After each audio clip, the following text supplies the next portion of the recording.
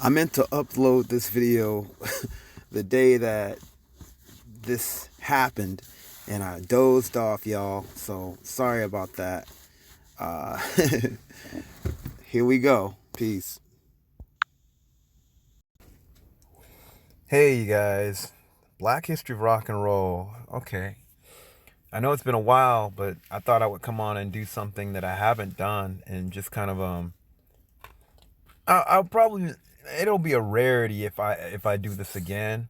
But this album to me was definitely kind of a interesting album, and I have reasons why. It is the 30-year anniversary. Man, I can't believe it's been that long since the Ice-T's heavy metal band Body Count came out with their first album, and this album spawned a lot of controversy and whew, lots of controversy. But at the same time, you have to understand what was going on during that time and why Ice-T said what he said. Um, this album, one thing that I will have to tell you, they keep talking about it as if it's a rap album, and it's not a rap album at all. The white media always spins stuff like this just to basically demonize black people, using music that we're associated with most to kind of basically demonize the artist and also demonize a people as a whole. This is another version of proxy. They use rap music as a proxy. Even when it comes to heavy metal, rap is another word for just black in this context. It was not a rap album at all. It was a heavy metal album. A punk rock heavy metal or crossover heavy metal album at that. This album came out a few months before the LA riots hit LA. And to be honest, dude, me being a Los Angeles based native, I knew basically like what was the result of that because of things that I saw growing up in these inner cities when it came to even law enforcement. This album basically highlighted that. No, you know what? Highlighted, I won't say highlighted, it actually went over. It didn't, it more than highlighted that. Let me rephrase my words. Um, to the point where the album, they were trying to ban it because, and Warner Brothers got threatened, and then they finally folded. And so, Jello Biafra from the Dead Kennedys released it on his label, Alternative Tentacles. And of course, you guys know, like the Dead Kennedys, Jello Biafra. If you're a punk rocker, like I am, his whole get down in history of releasing just a lot of controversial bands, and Dead Kennedys being controversial on their own, and him being what some people might call definitely controversial. But getting back to Ice-T, first time I remember seeing Ice-T was in the movie Breakin' back in the 80s. And I love the song that was on that movie, Reckless, Reckless 1 and Reckless 2. It was a song that he did with this guy named Chris Glove, or Chris the Glove, who was like a DJ. And just that song is still an awesome song listening to it. I used to love breakdancing to it. Then I heard his own stuff. The first time I ever heard his own raps. Well, I mean, that was his own raps even with that movie. But just like him in his own context of the street context versus just like um you know battle rap, like b-boy type stuff, or just like 80s rap, or, the street stuff that I heard first was a song called Just Don't Stop, if I could remember. Oh no, it's called You Don't Quit, if I could remember correct. And I was like, man, he was just going off, like, just, it was hardcore at that time, you know. Then later on, heard the other stuff that was even, focused even more on the street, like he was always known as a street rapper. Um, and it's definitely the thing that he was known for is just talking about the very street life that was going on in LA, like And him having a foot in that at one point in his life, he used that in a sense to kind of teach and educate people and also warn people of what that life could do to you, or what happened to certain people in that life, given real scenarios, or stories based off of real scenarios. Um, and he's always been one of those storyteller types, you know, and he did it with this particular album too. Ice-T, from what I understand, him and his friend Ernie C and him were also in Breaking 2. If you look at that movie, there Ice-T is playing, he's rapping on stage with the band, and Ernie is the guy playing the guitar. So, I mean, proto Body Count right there, right? You know, um, Body Count definitely had them as the two original members, because he wanted to basically, I mean, him and Ernie had been friends since high school, if I could remember. And they went to Crenshaw High, and he, wanted to give Ernie a project, just an opportunity to play the guitar, and they formed that band. They formed Body Count. And Ice-T, via his uncle was into, he got, was playing, got him, his uncle's kind of like got him into like a lot of hard rock, heavy metal type stuff, and then he, always, he liked punk and stuff too. So you could hear all that in the Body Count album. This album definitely had the sound. And the first time that I ever heard that Ice-T was doing stuff like even more so like this was through some friends of mine in high school. They're all, man, we went to Lollapalooza, because I think that's where they debuted it live.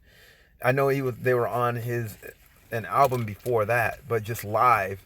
On people were raving about his punk band. I'm like, okay, I gotta hear this punk band, because here I am, this black punk rocker dude, and I liked Ice-T as a rapper. I listened to hip hop then too. And I'm like, I gotta hear this, man. I'd been wanting to hear it, and finally I got to see the video of There Goes the Neighborhood, and I'm like, oh man, this is hard. My mom thought the kid he wasn't a kid, the adult in the video running around looked like me. This dude's buff though, because the dude had a shaved head, a flannel on, and like his pants rolled up, and he had low cut boots. I used to wear high boots, and my pants were rolled up. But I would sport a shaved head if I wasn't sporting a mohawk or whatever. I had Liberty Spikes.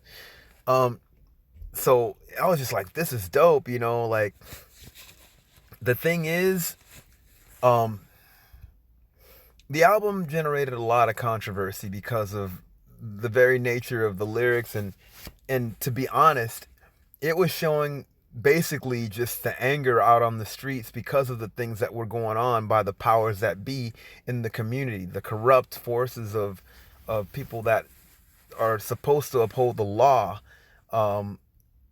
basically, like, how could I say it, overstepping their boundaries and showing basically what would happen if they did that. Now keep in mind, this came out a month before the LA riots.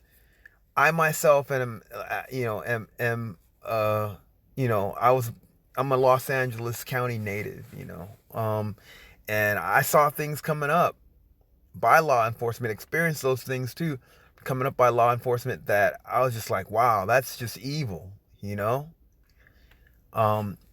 and so I related to, to the understanding of where this album was coming from. It was a warning, just like, even some of the rappers that were rapping back then. You had a lot of these social conscious rappers, even that were, known as gangster rappers in a sense. Ice Cube being another notable one, talking about things that would happen before these LA riots went down, talking about why this is going to create something that is going to explode. And it did in April of 92.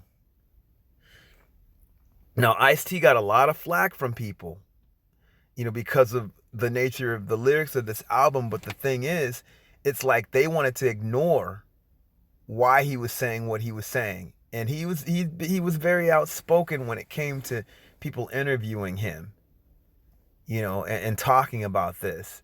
You had things like what happened with Rodney King. You had Don Jackson in Long Beach who had his head slammed um, into a window, and it turned out he was an undercover cop doing an internal investigation on a lot of the corrupt police officers there. You had people like Oliver X. Beasley getting shot, you know, and like all the other stuff that was going on, like the Latasha Harlins murder, where her killer, who was a Korean store owner, basically got off for killing this lady. I mean, this young girl, and still, I mean, the injustice and all of the fuel between, what was going on with the corrupt police officers racially targeting especially black folks on the street, and just the racism of what happened in the Harlins trial, and the cops getting off for beating Rodney King almost to death. This was showing all of the stuff.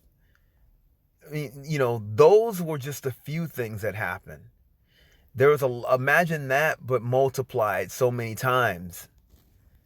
Ice-T basically was highlighting the anger felt because of this corruption and evil that was going on. This album talked about a lot of that. It addressed other aspects of racism too in other ways, some being comical and some people might consider vulgar in that regard. But, I'm focusing on one of the things that this album, was really exposing as far as like just corrupt law enforcement, calling for that change. This is the first album also that I've ever seen in the context, put in the same context, heavy metal and punk, or extreme rock and roll, with an LA gangster, black gangster, I should say, because Suicidal Tendencies did it before, like a Crip on a heavy metal album cover. I've never seen that before. Of course, growing up in LA and growing up around people that were affiliated with that gang, or said, no, I was never into that stuff. It was just familiar to me, but it was never in a heavy metal context. So it was a trip just to see that Ice-T was saying, hey, we're telling a story that is not being told, of why even this would happen, So it's almost like he put what people might consider the biggest threat on the album cover, But also, when you really look at what he was saying, is like, okay, this is the life that I see going on around me. And this is, what's going on. It's like, you could look at this art piece and see so many different things. It's a really, really amazing cover, whoever drew it. But you could see basically him, like it's a representation of what this project or album is coming from, and it goes into volumes when you really think about the cover, like just the context that people wanted to ignore when it comes to black people in America.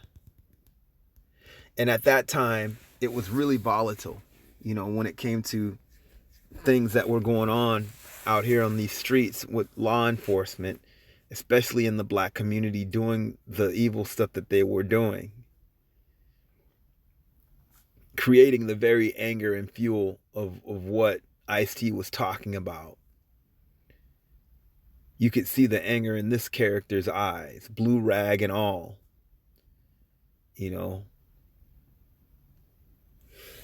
and it just, yeah, this album was very, very phenomenal. It was definitely something that, the first of something that you really didn't see too much. even with Suicidal, I don't think that they even focused on the street aspect of certain things when it came to specific. But that's a completely different gang. I mean, I'm sorry, different band. It's not Body Count. It's and yes, Ice-T said that they were an influence because they had the homeboy imagery in playing heavy music like that.